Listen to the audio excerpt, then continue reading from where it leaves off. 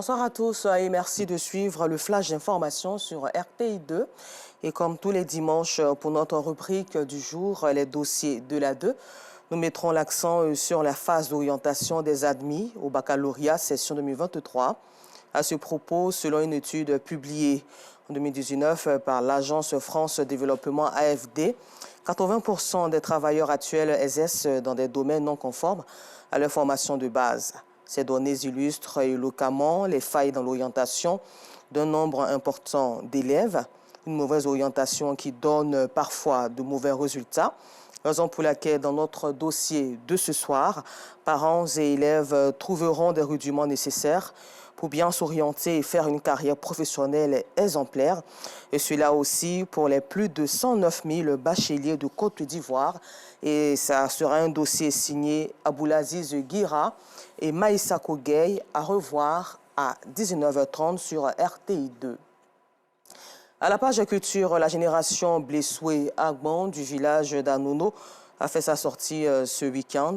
Cette sortie traduit la maturité des fils et filles du village nés entre 1993 et 1997. À partir de cette cérémonie, ces jeunes de cet âge auront donc le droit de prendre la parole lors des assemblées.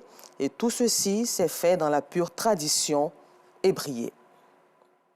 Hors de chez nous, le chef de l'opposition au Zimbabwe, Nelson Chamisa, a contesté ce dimanche la réélection officiellement annoncée la veille du président sortant Emerson Mnangagwa et a revendiqué la victoire à l'issue d'un scrutin aux nombreux dysfonctionnements dont la régularité a été mise en cause par les observateurs internationaux. Et pour terminer ce flash d'information en Europe, sachez que le comité d'enquête russe a annoncé avoir mené des expertises génétiques qui confirment la mort d'Evgeny Prigojine dans un crash d'avion encore inexpliqué. Rappelons que le patron de Wagner avait tenté une mutinerie contre Vladimir Poutine il y a 2 mois. Merci et rendez-vous à 19h30 sur RTI2 pour le temps d'information complet.